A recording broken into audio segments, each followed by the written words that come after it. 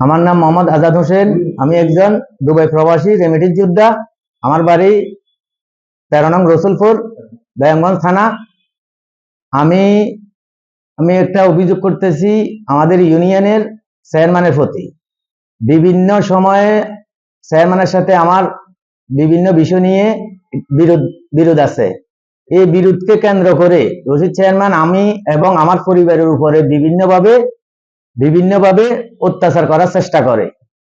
সম্প্রতি আমার সাথে একজনের সাথে একটা ঘটনা ঘটে যাওয়ার কারণে সে এটাকে কেন্দ্র করে সে এলাকার নাসির মেম্বার এবং শুক্কুর আলী এদেরকে টাকা দিয়ে আমার নামে মানববন্ধন করায়।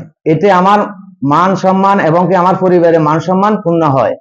সে বিগত ফ্যাসিস্ট আমলে সেই বর্তমান চেয়ারম্যান সেই বিগত ফ্যাসিস্ট আমলে হাসিনা সরকারের এবং কি আসাদুজ্জামান স্বরাষ্ট্রমন্ত্রী আসাদুজ্জামান খানের সাথে অনেক তার চলাফেরা ছিল, তার সাথে সে রাজনীতি করত। এখন সেই ফ্যাসিস্ট চলে যাওয়ার পরে বর্তমান সে এখন পরিচয় দিতেছে সে বিএমপি করে। বিএমপির নাম ভাঙিয়ে সে আবারও অন্যায় অত্যাচার, রাস্তাঘাট, সে 4-5টা ব্রিকফিল্ডের মালিক।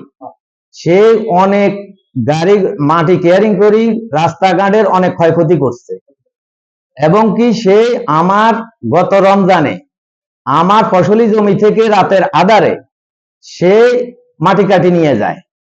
তার একটা বাহিনী আছে, যে বাহিনীটা হলো শুক্কুর বাহিনী।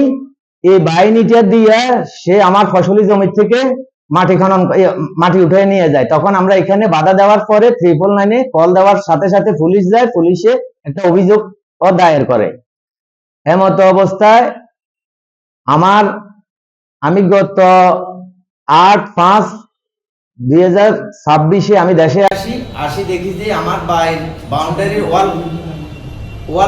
ওয়ালের ক্ষতিগ্রস্ত হয়। তখন আমি গাড়ি আটকে দেওয়ার পরে এটা সমঝোতা আসার পরে সে এখান থেকে গাড়ি নিয়ে যাওয়ার পর সে আমাকে বিভিন্ন ভাবে হুমকি দামকি প্রাণনাশের হুমকি দামকি দিতে আছে এবং এখন আমি এর বিচার চাই প্রশাসনের কাছে আমি বিচার চাই যেন সঠিক তদন্ত করে। এখন সে বড় নেতা সাজে সে বিভিন্ন রকমের এলাকায় অনেক অন্যায় অত্যাচার করতেছে।